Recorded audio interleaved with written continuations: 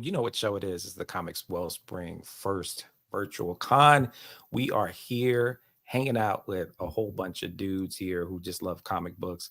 As you can see behind them, I'm sure they have more in front of them, all over around them. So, kudos to all the collectors and folks who can also feel our pain and also our gratitude for the comic book gods.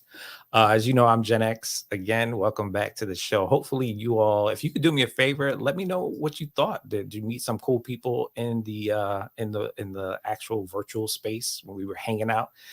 Did you get to swap some materials and talk about comic books? So let me know in the chat what you thought about the networking portion of it.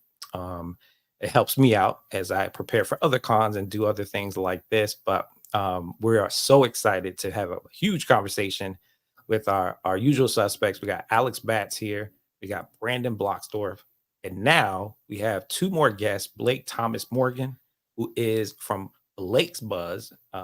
And I love, let me tell you, Metal Ninja Studios. I was like, kick ass. That is so cool. And then we also have Scott Lost, and he's making comics pod.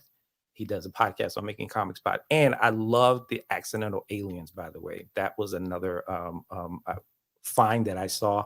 And I was just doing research on y'all. I was just excited to hear about your project. So as before, I'll be playing Oz in the background and letting these gentlemen go buck wild on this next session. Please have your questions ready. You can do it in the Q&A so we can make it look nice and snazzy, or you can put it in the chat and Brandon will pull them up or myself will pull them up so that we can make sure that we answer any and all your questions. All right, cool. Awesome. Have a good one, y'all. Thanks, sir. This was one of the panels today that I was most looking forward to because, you know, pre-comic publishing Apollo City Comics, I was a podcast. The podcast started in 2018, and it was a way for me to break into the comic book industry, really because I'd been writing for comic book websites like Comics First, and I was doing interviews and reviews and stuff like that. And I was trying to find a way to break into comics. How do I meet people to make comics? And I wanted to keep the passion alive by coming back and creating a show where I could study comics and have fun with my friends and have cool conversations. And it went from that to everything become very virtual. And then we got more people involved and we did movie commentaries. And then it led me to bringing interviews on. And that's where I got to meet like Mark Bernal, and I got to, lead down the path that is now Apollo City Comics, as we are primarily a publisher more than anything. We keep on wanting to bring the podcast back, but the podcast came from a point of passion and almost a point of me trying to like desperately find a way to stay like involved in comics.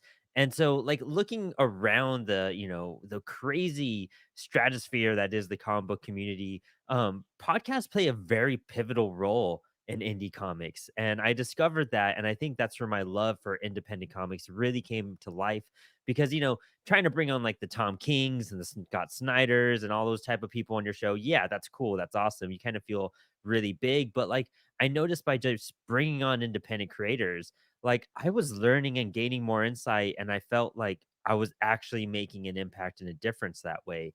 And it brought a whole lot out, and I think the show just transformed at that point.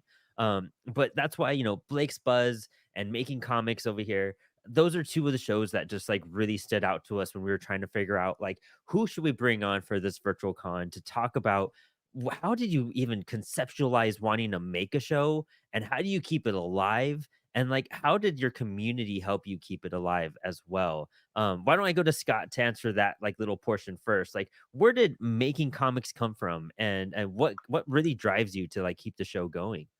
You know, Phenomenal show, by the way. oh, thank you so much. Yeah, it's a great show. I'm one of the co-hosts with Keith Foster, and he does the comic book Kadoja, Three Protectors, and Animals for Invader Comics. And I, of course, do Second Shift, Wanderers of Milsanda, and Paradise Hills, Granite, and the Accidental Alien Anthologies for the Accidental Aliens. And so, me and Keith have known each other since basically our first year in comics. Like, both of our very second convention we ever did, we were boothed next to each other. They just randomly placed us next to each other. And we're kind of, I think we're kind of a bit of a different breed in comic books. and Mhm. we like basketball, like we like sports and like other things, and we're just kind of like, it felt different than everybody else. Like we're in the obviously in the nerd space, like we love comic books, Star Wars, all of that, but we also like other stuff, and we weren't really sure, who else was kind of like us in that space of comics. Turns out not a lot. So so we were kind of lucky in that sense, that we were placed next to each other, but we became fast friends. We started talking straight away, me and my writer and Keith, and so we just kept in touch. And then over the years I wanted to do podcasts, and I was trying to find the thing to do. And it was kind of like, oh, let's talk like nerd TV shows. Like, oh, Gotham just came out. Let's do a podcast and let's talk about like nerd TV shows like Gotham. And I couldn't find consistent partners. All of my partners, they would end up dropping out. We couldn't get the videos edited quick enough. And then knowing Keith for so long, we were just talking, and I was like, we have really good conversations. Like, it feels weird to say, but I feel like if we recorded our conversations, they would be kind of fun to listen to. And he goes, I feel the same way. Like we talk a lot of craft and just kind of random stuff, and it always feels very entertaining. And so we were like, hey, what do you think about doing kind of like an indie podcast talking about what we did creatively? And maybe we can do that every week, just be consistent with it. And like in a way, it holds us accountable, like to continue to create. And that's what we started doing. And I was like, yeah, we need a good name though. Like a name really is important when you're putting these things together. And he goes, well, I used to do a podcast called Making Comics, and we did like 4 episodes and then we stopped. And I'm like, you have Making Comics as the podcast name? I was like, dude, like that's the name. That's the best name Yeah. to get. And he goes, yeah, we can totally repurpose it. I can get rid of those episodes and we could just start anew. I was like, dude, let's do it. And like that's the thing with Keith is he has great branding. Like he has great titles, he has great pitches and stuff. And so I was like, you don't get better than Making Comics, because that's what we're doing here. We're making comics. So um that's kind of how it came about. And honestly, we do it every week because we love it. Like we're really close friends. We like chopping it up. And like I said, we're both productive people in general, but the podcast keeps us accountable because every week the other guy's going to talk about what he did that week creatively. Like, oh, I wrote a story, or I edited this, or I got some new art in. And so like me being the artist, I'm like, well, I got to keep up with him. I have to make sure I'm doing something. And when you're drawing comics, you're always doing something. And especially on the indie level, you're doing multiple jobs. You have wear a bunch of different hats. So like, I do the lettering, like I'm doing a bit of the co-writing now, and like I'm doing the flat. So there's tons of stuff for me to do constantly, and it keeps the output moving. And yeah, so it's just a great thing to do to help me stay accountable for the work that we need to do. And then it kind of helps me learn how to talk about comics in a bigger, better way than when we first started. I think maybe the first dozen episodes or so, like it was just like, oh yeah, this was cool. I did this, and it's just like, that's you can't do that for 300 episodes, which we're getting. I think we're getting close. No, we're getting close to 200.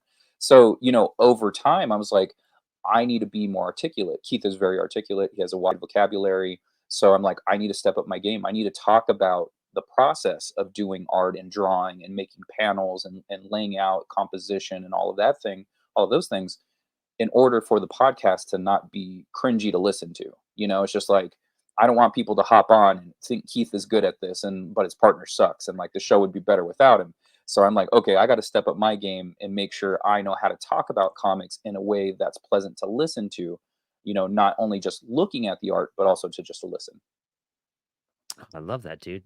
That's so much in there too. So that's what makes that show so unique too, is that like, when you're describing the process of something and it's from your insight, like you also have that confidence, you have to have that confidence to be like, whoa, this is what I'm doing and I'm presenting it to you with confidence. I'm sharing my insight for you all to share. And I hope you all take that with you too, because you feel like that insight that you're doing and that growth you're having will benefit other people.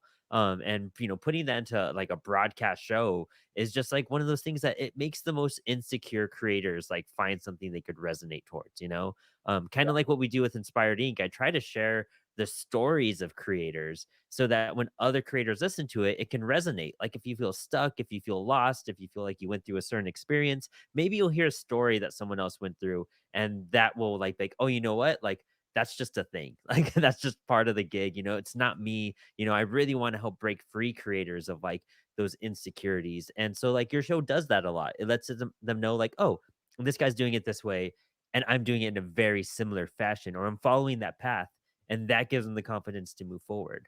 So I think that's what makes your show so just beneficial for any sort of independent creator out there. And I think I came across one of your episodes where you were talking about Comics Wellspring, and I love how you even like mentioned like resources for people to go to. And that's such a positive thing too, because people need to be directed to like who's best, where's best, how do I do this, things like that. Oh, thank you so much. John just commented, I was just inspired as I work on my comic project. I really appreciate that. And us providing these shows are just for creators just like that, so they have something in the background as they're working on their craft, because it's a lonely gig. Yeah. It's one of those things like you kind of need that community behind you that will help you continue to push on in general. Yeah, that's something we definitely hit on too, and a lot of the stuff that we talk about on every episode, it's either through trial and error of what we have done, like, okay, so that didn't work out, so maybe I'm not going to do it that way, but it's also like information that I've gathered, like me personally, like I could speak for myself. I've talked to professional artists and asked how they do things, or I've gotten critiques from professional artists, and I ask them like, "Hey, what do you think of this?" And they'll kind of point things out to me, and so it's just like you're getting firsthand knowledge from my successes and failures, and you're getting secondhand knowledge from actual creators in the business who are telling you how to do it.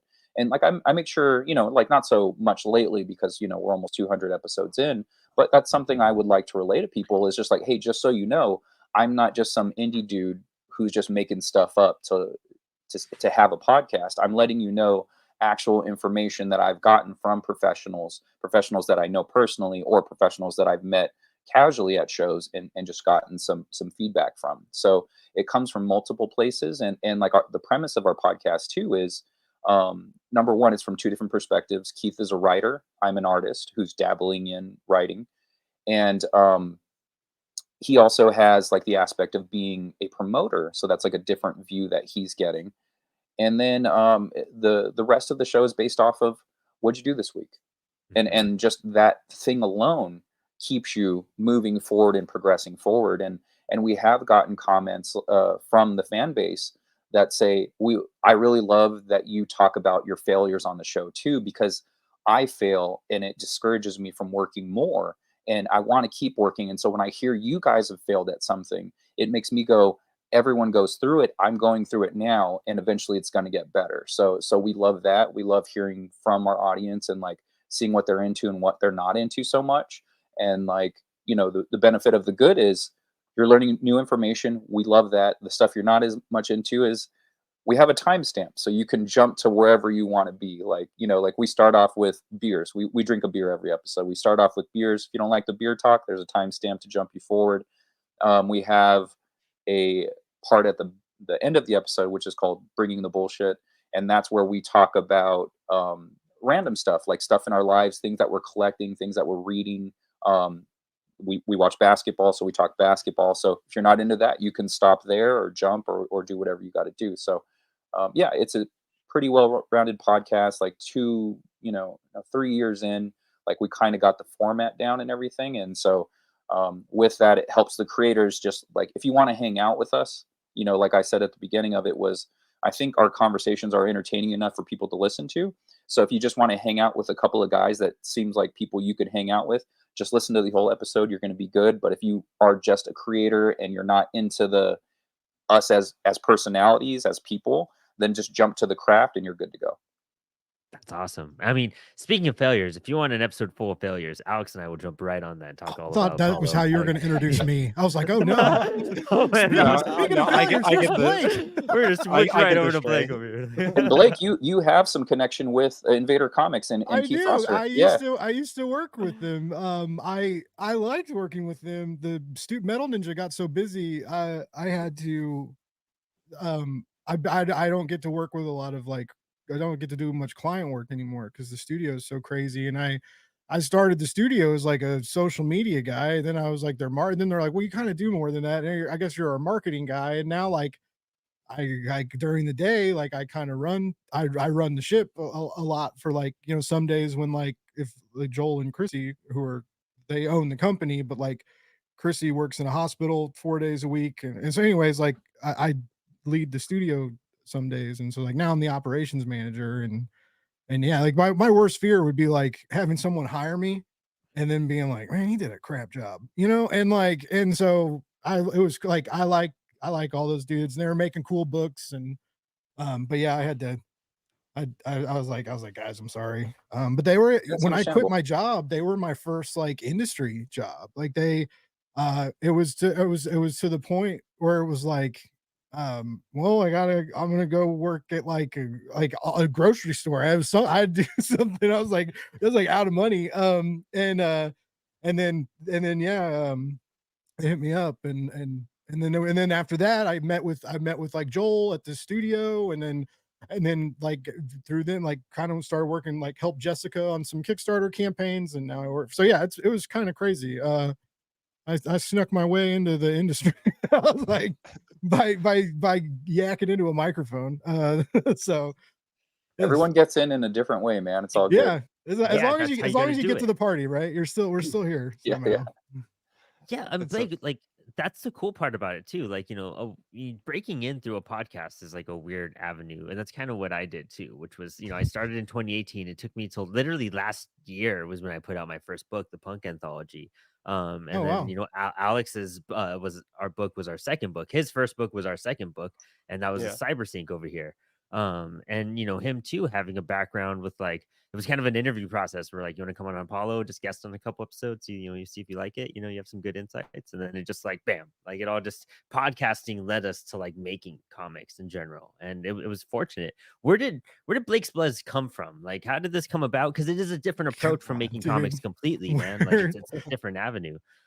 I might be difficult to work with. I don't that might be so when I just liked comics, right? I used to just get on Twitter when it was just wholesome, when it was just itty bitty No, old fun it's just Twitter. now it's like Before New Um York, but social media. You know what I yeah, mean? It's yeah. just brutal. Like, I think I had like, I mean, like a couple, like less than 200 followers, maybe like a while back. And I was reading comics and I would try as hard as I could. I'd do one tweet reviews, right? I would try and tag the creators and write like a sentence that encompassed all. And like I kind of, and some creators would share them and I started following people and then people were like, we started referring stuff to each other and talking. And then that's, that was all. I was just getting to know people, reading comics. Then, COVID happened and everything got real weird and everybody got a Zoom account, right? And so me and somebody like we took the group chat to Zoom basically. Like we were all by ourselves all the time. We didn't even think about it being a podcast. We were just like, hey, my buddy was like, hey, I got a Zoom. Like, you guys want to like hang out and talk one night? And it was like one of like couple of them were from the UK. And so we was like, our group chat was from like all over. And so, we scheduled a time, hung out, it was fun. We kind of started doing that. Someone got like the wild idea to record it. And then we were like, all right, let's try and do this. And it turned into the guy wanted it to be like an MCU focused, like a hot take and a sneak peek, like a clickbait podcast. Basically, that's where he wanted the views. He was chasing metrics, and that's where all the go-to comic book metrics were, right? And so some of us were like, and then and we had a falling out. So I didn't take kindly to like basically be told, well, you don't know what's cool or not. Well, guess what? That's 3 years ago. I think I do know what's cool. Just in case you're listening, haters. Anyway, but yeah, I say that, but like I wish all them well. We don't not some of us still talk, but not all of us. But anyways, like we split apart, and then I kind of missed it and did another podcast, which we also split apart. So there's a common thread here of Blake leaves podcast so he does it by himself, and but that's also not true because I was with like X's for Show for a while, and they like kind of taught me how to podcast. They were like they got me like taught me how to be loose on a mic. And like I would not any success I have like if I was not on X's for show, and like if like Nico didn't get me comfy on a mic, this nothing. Maybe I would have written, maybe, but like I don't even know if I would have got a comic job, right? Because that's part of how people notice me from the podcast. So anyway, I know I'm not terrible, but I had some falling outs with some shows, and then I got into it. I bought this microphone, I had this stuff, and I was like, well, I'll do it by myself. And I still remember my first solo interview, and I'd interviewed the guys before, but it was Kevin Cuff and Bob France, and I love Metal Shark Bros like so much. And they were coming on to talk about their new book, Dust Pirates. And I did an interview with them. That was my first solo show. And then after that, I didn't know how to edit. I didn't know anything. I love all of these names, by the way. The names of these books, and so I was like, these names are crazy. Like I'm enjoying I was like, what is that book about? Like, there's some wild titles. Yeah. No, anybody who's I know Scout's not everybody's favorite, but there's still a lot of cool books there, and Metal Shark Bros is one of them, and then Dust Pirates is from Key. They got put on. It all started. They're all Kickstarter guys, right? So like I started talking to people doing Kickstarter campaigns, and I quickly figured out if anybody who wants to interview comic pros, find people that are launching a Kickstarter, even big names launching a Kickstarter will probably talk to you during their Kickstarter campaign. I've gotten lucky like a few times, just because like you reach out at the right time, because some of those guys aren't used to that, right? So they're like, yeah, I'll talk to anybody. We got to make this book happen. They're nervous. So anyway, yeah, I started doing it by myself, and then it was just a podcast, and then I started thinking, yes, I kind of wanted to get into YouTube, right? But it was weird, and I was nervous, and still, I remember the first live stream I did, and I was so drunk. I was so drunk. I was so nervous, and all we had was raspberry vodka, and I couldn't drink it straight. So I was like, I put it in the freezer, got it as cold as I could, and like chugged some and drank, like chased it with Diet Mountain Dew. Oh, it was so gross. Wow. I drank it so fast I didn't realize, like about 20 minutes into the live stream, I was lit. I was lit, and I remember like I took a screenshot and shared it the next day, and it was like me being like and I was totally shaven, and I had sunglasses on, and I was like, this is comics journalism. But I used to drink and party a lot on the streams, and I don't anymore. And I used to be nervous that I wasn't funny unless I did that, and I'm not nervous about that anymore. Like I'm pretty funny. I'm still good on a mic, and I don't feel like as god awful in the mornings. Because those were fun nights, man. But you drink for 3 hours on a live stream, and then you hang out for a couple hours after the live stream, and it's 1 o'clock in the morning. And I used to have a day job. Right. Yeah. I mean, that's a good point, though. Like overcoming the fear of the mic. I remember early Apollo days. Apollo's also gone through a lot of incarnations as well. Like, I had different co-hosts from the start. Then it switched, and we had like a variety going on, and we had like a group of people like during COVID, and then it just went down to me and the co-host Brandon Moncada for a while. And then, schedules were getting complicated, and, Alex Batts came in last year, and then Alex and I kind of did the last Apollo episodes, essentially, you know what I mean? Because it just, everything else got so busy, you can't keep up with that. But one of those late night. Yeah, we were doing them like at night, like, it was 9 late p.m. night at the Apollo. Yeah. All right. Oh yeah, we did a couple of those. We did a couple of late night Apollo stuff. Yeah, and those were their Patreon episodes as well. We were starting all this cool stuff on Patreon too, but it got too hectic. Which we're actually bringing back our Patreon with the full-fledged Apollo Patreon community. And Catholic guilt is just the recipe for absolute disaster. Yeah, it's so not. I'm bad about my. I tell my I'm like, look, it's $3 a month if you want to help out. You cannot rely on me. Like you can. I will try.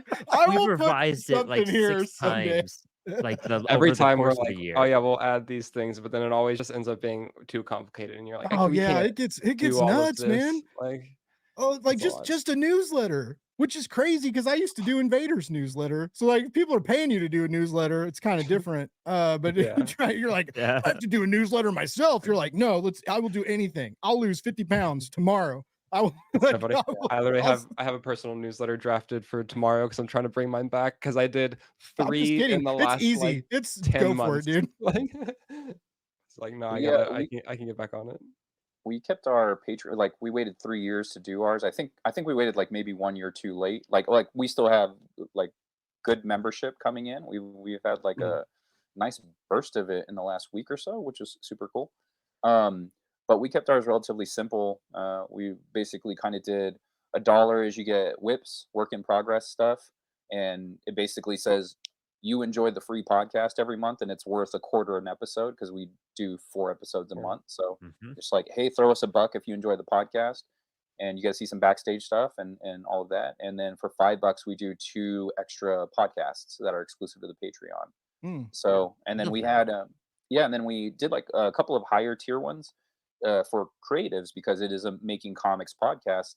So we did like a $25 and $50 tier, where for $25 we'll meet for you for 30 minutes, and then 100, or excuse me, 50, we'll meet with you for an hour, and you could kind of pick who you want to talk to. So if it's like you're in the writing stages of it, then you can talk to Keith, and if you're in the art stage of it, you can talk to me. Or if you want to be crazy and flip that around for some reason, you can. I'm probably not going to be that helpful, but I'm going to tell you if I like your story or not. Yeah, I would not draw that if you paid me, sir. Go back to the book. Like, oh, good thing I'm not your artist. No. Yeah, so it's cool to kind of figure out what you're going to do, but make sure you're not overextending yourself, because I've seen artists overextend themselves and promise too much, and it's just like, where are you going to find the time to do that? Like, you know, like I know a bunch of artists, and I know how productive and how not productive people can be, and I know that I'm a productive person. I'm like, that would screw me up so bad. I can't, like, doing 2 extra pods a month isn't a problem because they're like shorter. They're like, you know, we normally do an hour. We found that the hour is a good marker as to how long your audience wants to stay and listen to you, because we started going over it and it started affecting our numbers, and you know, we're kind of like trying to figure it out, and I'm like, I think we've been going too long. I think we need to stick really close to the 1 hour mark, and that's kind of people's attention spans these days. And you know, like I was a wrestler for 10 years, and one of the old adages is keep them wanting more. You know, if you do everything in the world, then they're not going to want to watch your next match. You know, you keep some to yourself for the next bit, and then, you know, people will come back for it. So it's like, we're doing an hour and a half every time. People are going to get kind of tired of us. So like, let's keep it to that marker, and like, know that that's good. And then for the patrons, we'll go 30 minutes, and, you know, just kind of like 30 to 35, you know, and like, that's a good marker for them. So get an extra hour of us a month. That's cool. That's awesome. That's actually really good advice, especially for the question that popped up. What would you advise someone who's starting their own podcast? I mean, finding out do it. that No, I'm time kidding. marker. Do it. Please do it. Yeah. Number one, find a good time frame for you, and what works for you. 30 minutes, an hour, you know, 45 minutes, whatever, split the difference. And then make sure you have something that you can deliver on a relatively regular basis. So like, we show up every Monday with a new episode. That's what your fan base wants, is consistency more than anything. They want consistency. So if you show up one Monday and then like 2 Mondays go by and there's still not something, they might listen to you less, you know? And like, who knows, like maybe that's not the case. Maybe they'll stick around. But what we have found in the numbers is being consistent and having that new episode, and like build a buffer if you can. So I think our buffer is usually about 2 weeks. So we'll have 2 weeks worth of content already recorded and edited. So by the time, like, so, you know, Keith travels a lot. So, you know, he's got his kids, he's got his wife, you know, so he's always going somewhere. And so it's good for him that we have that buffer, because sometimes we eat into it. Like we got to it recently where we had 0 buffer. And he's like, hey dude, I need you to upload that file because it's coming out on Monday. And I'm like, I'm at San Diego Comic-Con. I cannot do that. Can't do nothing. Yeah. So like, I dropped it to him Sunday night when I finally finished the show, because I was working. And then I dropped it to him Sunday night. He had to edit it Sunday night so it could drop that Monday. And I was like, dude, I'm sorry. That was my fault. That was my fault. Yeah. I was supposed to upload the audio. I thought I did. I did not. I don't know how to edit, so I can't help you. So it's just like kind of all on him. But yeah, make sure you got that buffer, get that consistency, and make sure your subject matter is good, something you can talk about every week. And we found as creators what we can talk about is creating. Yeah. Yeah. Yeah. I would say like that is a huge thing. Just making sure that it sounds like a no-brainer thing, but that you really like what you're going to choose to be talking about every time, because It's then that true way, though, like you because you can enjoy talk Dude, for having to how like. many 10. people do you listen to though that like aren't excited? Yeah, I'm not trying to be shady or throw shade or be a jerk, but I do research sometimes, or if I get a big name, I'll check out some places that they went, or like to figure out how to say somebody's name, right? That's also an easy Mhm. way but I'll be like, these guys do not sound excited that this person is on their show at Right. all, right? And Right. and Yeah. like yeah, it's crazy. It's like it's a weird feeling to watch something and be like, dude, are these guys having fun? Am I Yeah. having Right. fun watching I, this? Like I that, you actually don't want ran that to happen. into I actually ran into the name thing during the episode because I thought I knew how to say it. Because Yeah. I listen to comics podcasts. Like I love the I Fanboy guys. I Fanboy is Mhm. Mm. fantastic. If you guys don't listen to I Fanboy, you should listen to I Fanboy. Um, and so they'll talk creators and they'll say creators' names. And so I'm just like, they're in the business. They went in exactly the way you guys kind of started, like being on a podcast. They started with their website, which turned into a podcast. And so I'm like, they're in the business. They know how to say these guys' names. So I had a Andy Bellinger on, and so I'm talking to him. I introduce him, blah blah blah. We finished the whole episode, and I was like, "All right, Andy, hit him with your social media, where they could find you online, this and that." And he goes, "Yeah, yeah, Andy Belanger, blah blah blah." And I'm like, "Wait, what? How do you say your last name?" And he goes, "Belanger." And I was like, "Dude, I'm sorry, I've been butchering your last name this whole episode." He goes, "You're American. It's okay." He's Canadian. So he's like, "That's how Americans say it. It's not a big deal to me." And I was like, "Dude, if you would have told me, I would have said your name right." And he's like, "I don't care. It's all good." So I uh, I've messed up names and so hard, and, I and feel that's like why Inspired Ink. I do the intros after I do the interview, so I could ask them recorded on the interview. How do you say your name? So yeah, that when I go back and do the intro, because I feel yeah. like with Apollo, It's we would just go straight through, and so I'd yeah. be like, "Oh, how do you say your name?" Okay, cool. And then you do your whole entire spiel and everything, and then all of a sudden, like you get to their name again, and you're like, "Oh, I messed this up. Like it's Well, that's changed." that's what's great about like this particular format right here, or like we use StreamYard when we have guests. oh yeah. You have this backstage area, so you have time to kind of prep people. So Yeah. like I did it instinctively on this episode already. Brandon, you were talking, and I did this, and so like something that we've learned over the years, and just to have good like audio, so we're not stepping over each other. Like we just do this, and then like if you say something interesting, I'll raise my hand because I want to say something about what you just talked about. And Mhm. like everyone, and like we'll kind of prep them. Like if one of us raises our hand, and including you, the guest, if you hear something interesting you want to say, just raise your hand, and we know you're next. And then that person that's speaking will finish their thought, so you can jump in. So the audio Mhm. stays nice and clean, and you don't Mm. have this jump over. So I guess that would be another note if you're recording a podcast with other people. Figure something out to make sure your dialogue's clean, because especially with this day and age where everything's about the short and the sound bite, you don't want to like have a guest who's saying something that's so like brilliant, and you're like, uh-huh, uh-huh, and you're just like, dude, you're ruining the audio. And like it cuts like it out. shut up, shut up, don't say anything, and like just nod your head like, I agree with this, I agree with what you're saying. So when you do raise your hand, then you can jump in and you can give your take on whatever they're saying, or your response to whatever they're saying. Those visual cues are so important because that's how I end up reading people a lot. Like you have to really like, whenever I'm watching the cameras or we're interviewing people, I'm looking at like facial expressions, I'm looking at body movements, and even me like in the background, like when I don't want to interrupt what's going on, I'll give like a little hand gesture, you know what I mean? Like, yeah, like, and people are just like, okay, cool. And it also gives that person the confidence, like, okay, they're paying attention, they're listening, they know what's going on. Like, what I'm saying sounds solid and good. And it gives like the guest a lot of confidence because as hosts, we've overcome that mic fear, like we were kind of talking about earlier. And that mic fear takes a while. I mean, we do this almost weekly, daily, all the time we're in front of these like screens and mics and setups and all that. So we've kind of become accustomed to like virtual conversations. But for those who aren't that acclimated to it, then you kind of have to like really kind of guide and baby them in a very positive way. You kind of like carry them through the conversation so they still feel confident and they feel relaxed. Like my best advice, I guess, for anyone trying to start a podcast, and if you're interviewing people, like the more relaxed you are and the more you're able to like relax your guest, the better the show's going to be. And the better like information will come out of it, and the better like you'll all feel at the end of it. Like you'll actually feel like, man, that was a great time. Like I just got to like enjoy myself and flow with the conversation. Kind of also why I don't ever really prep too much before, as in like guiding, like hitting certain bullet points. You know what I mean? Like I really try to keep it an open conversation for everybody, and I try to hit like 3 main points I want to hit. But like I never really, if I don't hit some of them, it's fine. Like I'm never Mhm. trying to redirect things and change it. I'm really just trying to have an organic conversation with everyone I have to get the best out of them. But Blake, what oh my bad. Either Blake or Scott. I just get one more piece Just of real advice quick, from them. yeah. No, it's the other thing of like the bullet points, like you said.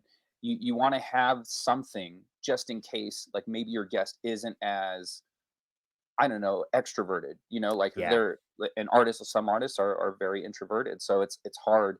But you do want to have certain things you want to hit. So like I've had a couple of creatives on, who I admired, and the first one I was like, oh, I sound like a fanboy. Like I need to chill out. Like it's too much. It's too much. But then other ones like, it was Doug Wagner actually. He does vinyl, plastic, Mhm. for Image, and like I after the interview was over, was like, dude, I'm a dork. Like I straight up fanboy. I was like, oh yeah, and then that was cool, and then I had his partner, Daniel Hilliard on, and that one was more organic, and then like it might have just been the difference between having a writer on as opposed to an artist, because like I speak the language, so it's just like, okay, I can vibe with you, Mhm. or like, and the bullet points that I'll have is, if you follow their work, there's certain things about their work that you want to talk about, and like it's not necessarily the question that they're going to get every interview, and like for me specifically as an artist, I can jump in. So like with Daniel, I was just like, hey man, so when you were drawing Narcos, I noticed a lot of repetitive pattern work, like a lot of parallel lines, repetitive pattern work. I was like, do you like trad more at all? Like, are you into trad more? Because I was getting some trad more vibes. And he goes, dude, yeah, I'm glad you picked up on that. That's exactly, I love Trad's work. And like when I was thinking of these particular scenes, I was actually thinking of his work. And I was just like, oh, that's awesome. So it's just like if you listen to the pod, you might be getting questions that you wouldn't get that are kind of standard type of questions. So Mhm. having bullet points is great, and it you can delve off into interesting things that maybe other people don't. Love that. And Blake, what's your best podcasting advice too? I'm curious on like with the direction of the shows you've done and everything too. Um, so like I prep, I read a lot, but I Mhm. do not.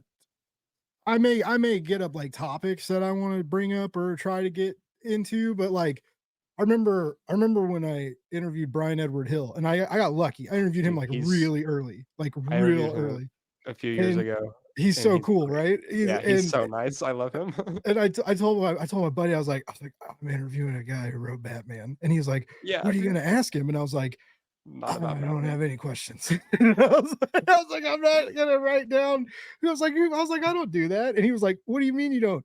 You interview people, you don't write down questions. And I was like, no. I was like, that's boring. I was like, we vibe. Yeah. But what I do, and it still shocks me. A lot of guests tell me they're like, man, thank you so much for actually reading the book. And so, like, if Yeah. you're gonna do a podcast, well, okay, if you're gonna do a podcast, you should be familiar with what you're covering. If you're gonna do an interview show and you're gonna have creators on, you should do them the respect and research them a little bit and read their work. You don't have to come up with crazy questions. You don't have to, and I've been here. You don't have to like sweat over or like when you get 5 minutes with Kevin Eastman at a con and you're like, what do I ask this dude in 5 minutes? That he okay, like get that stuff out of your head, right? Like you don't have to worry about asking the best questions and all that, but like know the material. When I never run out of anything to talk about, because if I start sensing that a thread is wrapping up, or if I notice that a topic is dying out and I'm like feeling it, like I'll bring up a book, I'll bring up the book, I go right back to the Mhm. source, right? And then like people love my show because we talk about weird stuff, right? And we talk about life and things outside of comics. But when I need to, when I feel that thread wrapping up, it's like I have that. That's always in my back pocket. Hey, I liked this book that you wrote. Oh, okay. Guess what? They're gonna love hearing that you loved a book and a specific example that was like, oh wow, they actually read this, not just like the first issue, like, you know, and like they will love that. And then guess what? Like they warm up to you. And then when that happens, the conversation gets even better. So yeah, my biggest advice is I guess specific to interview stuff, but like actually watch the movie or read the book, or you know, whatever guest that you end up lucking out. And any guest is lucky when you're doing content, right? Because without content you starve, right? This is our only food. So like if it's Tom King or if it's a Kickstarter person no one's ever heard of and it's their first book, treat them the same. Okay, like give them the same amount of respect, like when the mics are hot.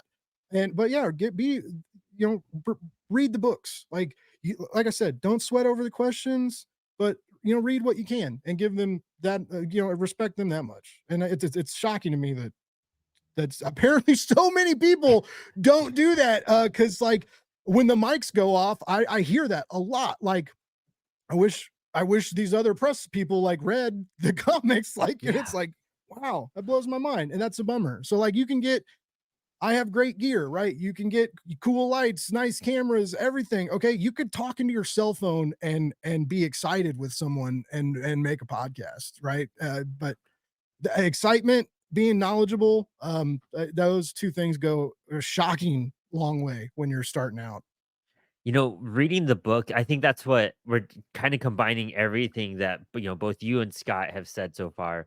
That was a big lesson I learned with Inspired Inc. was that like I was trying to read these creators' books and I was doing two interviews or two episodes launching every week. And so Alex was editing like crazy. The first half of this year, So we did much. 50 episodes between November and June or something. Just like some weeks where there was like Was 8 it? episodes we're recording and trying to pump out and get ahead of stuff. And we both moved houses at the same time, and or back to back actually. And we realized like, okay, 2 episodes a week is insane. And like one, it's a lot of content for fans to keep up with. And it's a lot of content for us to like keep on scheduling interviews, to like have downtime. Even if you try to get ahead and be like, I'm gonna do 4 interviews this week, and that knocks me out for 2 weeks, and then I do I take some time off and then do 4 interviews the next 2 weeks later. It's still exhausting. So Mhm. finding that balance, but also like you need some prep time. Like you, I don't prep questions exactly. I have a very general idea of what we're going to talk about because of what I've read of their material. That gives me a sense of the type of person they are, the type of creative they are, and that helps me feed into like the whole entire conversation. But it's crazy. Podcasting itself, we've been talking for 45 minutes here just about actually just talking, to be honest, and the best ways to talk and communicate with people. But as we wrap up real fast, like real quick from all three of you, I'm really curious, like, what do you think the real benefit to like still creating a podcast in this podcast flooded world we live in? Why do you think it's still applicable to go and like create and put your voice out there? Alex, why don't you start that real quick? Yeah, it's weird. And I also want to like hinge on a little bit of the advice thing. All the points that you guys mentioned were fantastic. I think one, getting comfortable like on the mic is something that like will come with time. And it's one of those Mhm. things where like I've done like so many different podcasts over the years. And it's one of those things where like, as Brandon, you were mentioning, like, yeah, we all do this a lot. And so we're a lot more comfortable and just like used to being able to like hop on the camera and talk about stuff.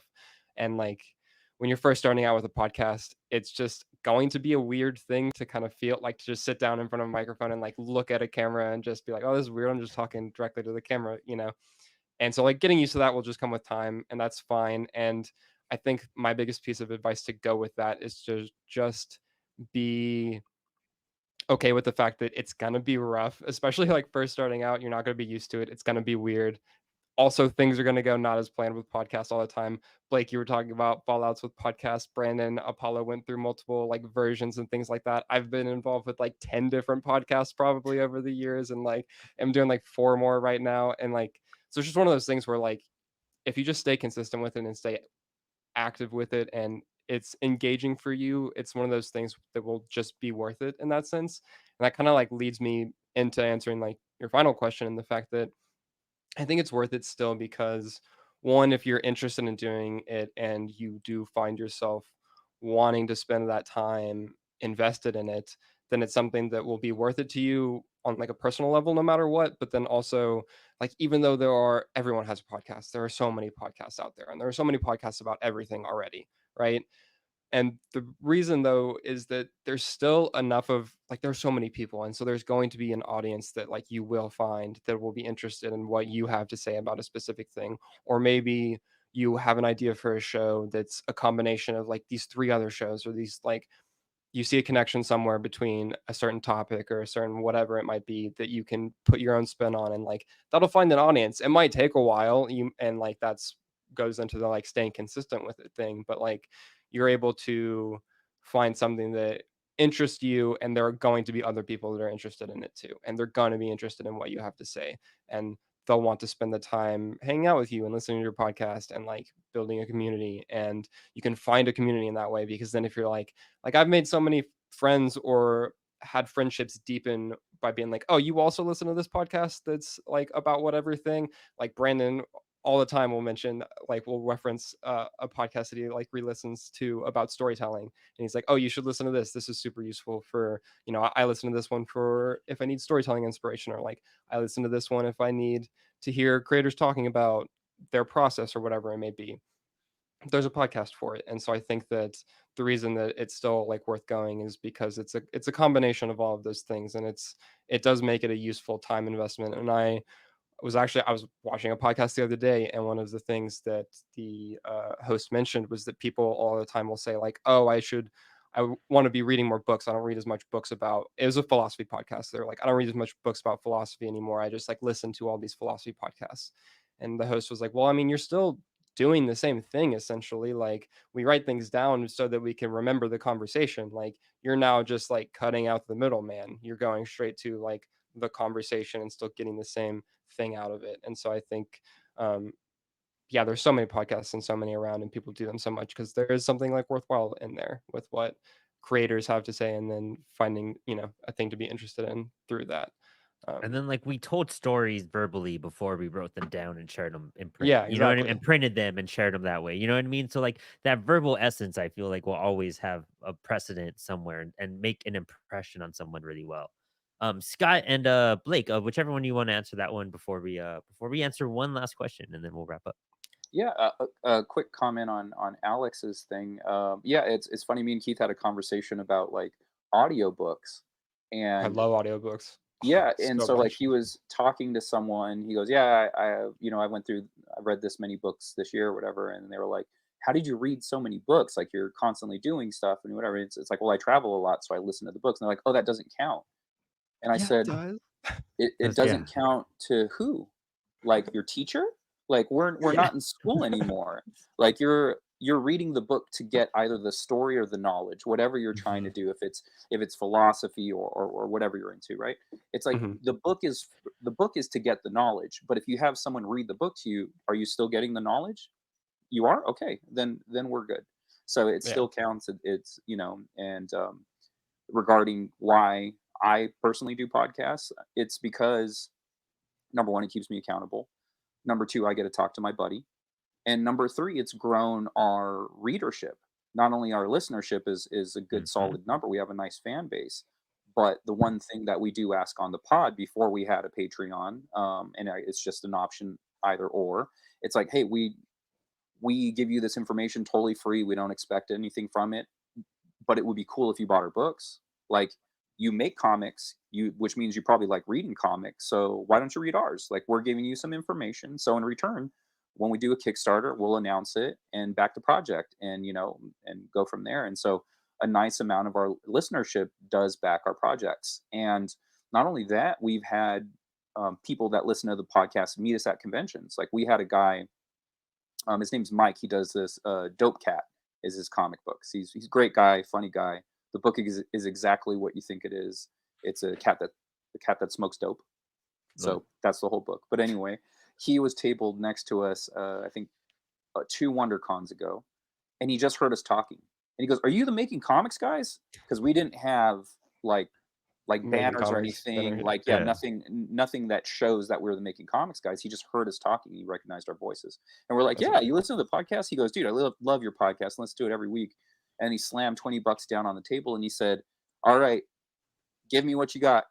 this is for you guys, split it up 10 each, like, and I was like, dude, that's sick. And then we met some other fans like at other conventions, and they'll come up and they're like, okay, all right, I want to, you talk about this book, I want to pick up this book. So it's just another way for us to grow our readership, like in person and online, whatever the case is. So it allows us to grow and more people to discover our books and potentially grow new fans. So that's why I like doing it. Love it. And Blake, what keeps you pumping? God, man. Well, I mean, I'm addicted. I would miss it.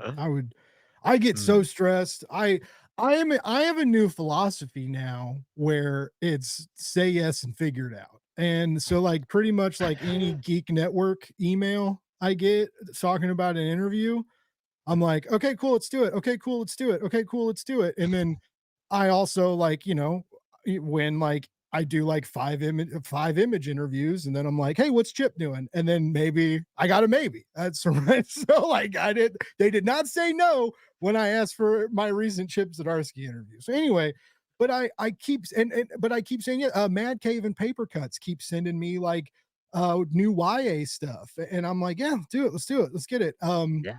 And it's I have an interview with the digital Lizards of Doom. Gabe. Gabe, Yeah, I was yeah. literally Yeah, in my head. I yeah. was like, I I was was reaching really- through I my was phone really 'cause I was worried like, I'm gonna about- text Gabe and be like, you need to talk to Blake if No, this is not already. No, he'll probably be like, why hasn't that guy aired my interview yet? Because I have 14 interviews in the can that need edited. Which is funny. One of them's Tom King. I interviewed Tom King months ago and haven't got to air it. Oh gosh, I don't know what I'm doing anymore, but I have that's a a lot of good cool stuff. buffer. It's a Yeah, good right. buffer. Yeah. You gotta trim that buffer, dude. yeah, right. He's talking about a book that came out in January. You're like, all right, well, let's put this out. He talked about Wonder Woman in the CIA. That stays evergreen. It'll be fine. Totally, yeah. That's like her thing, right? She's like a god and CIA. Yeah. They're two things. But yeah, it quickly got like crazy. Guy, I still have episodes. I still have Planet Comic Con footage from March. Like that's Man, like there you go. so, but it's just I also did I think I did 14 interviews at Planet Comic Con in a weekend in March, right? I didn't see a lot of other press doing that. So like sorry it takes me a minute to get stuff out, but I'm like it'll Especially get when out you're a there. one-man show. Like Yeah, I've been there that's- too, where it's rough. You're just doing it, all the editing, until like Alex came about. That's when I finally got some help and everything. And that's what makes it difficult, but it keeps you being like, well, I got a lot of work to do. You know what I mean? I got something to work on and do and whatnot. Yeah. Well, But we're it's, hitting our like limit. long story short is I would miss it. I would miss, and I have too much money and like the gear and I just bought a MacBook. yeah. Like what if I quit, what's all this stuff gonna do? Like so. Yeah, that was the other advice is if you're gonna do YouTube or something, maybe get a good setup because as you can see, I don't. Because we're primarily a podcast. Like your guys' backgrounds look dope. I'm like, man, those are both cool. Like Alex got this greenish blue thing going on. Like I'm digging that. Brandon's got great Appreciate it. art and books behind him. Blake, you got like Ninja Turtle shit all over the place. It's like I love that. Like there's no problem with that. I'm in a temporary situation, so like my setup will be better at some point. But I was just like, I'll display my books. Still great. Hey, that Still works, works. man. It's Yeah, not. that works. Don't use the word great. Let's not use the word great, but they're there. I'm aware of I what love this it. looks like. I love it. Well, we're hitting our time cap here now, guys. We gotta switch over to the next panel, which is actually going to be super exciting. We have Ro Hayashi joining us. She's a webtoon artist who actually became a comic book creator, signed with Cosmic Lion Productions, and she's going to do a manga workshop for us, which is going to be really Cool. interesting on her Very cool. approach. And Max Flowers will be joining her very shortly as well. So I'll start in about 5 minutes. Blake, Skye, I mean, we're all podcast hosts. We all can talk all day. We should have done a 2-hour session for this one if I was smart about Right. it, to be, knowing the type of people we're bringing onto the show. But I thank you guys so much for joining us. I can't wait to listen to both your shows. I can't wait to be on both your shows. We got to bring you guys both on Yeah, Inspired Inc. very soon as well, to talk more about this and go more in depth into podcasting and community and how it connects to indie comics and how it's impacted us. But everyone listening and watching, please check out Blake's booth if you're hanging out, and Scott's booth, Accidental Aliens. They're packed with cool stuff, great links. Go follow, like, subscribe, all of them. This is really good contact. And if you're trying to network and get people and find resources, check out, both of these creators. They want to talk to you. So thank you both so much. And we will see you all at the next panel. Thank you guys. Thanks, It was guys. awesome. Appreciate it.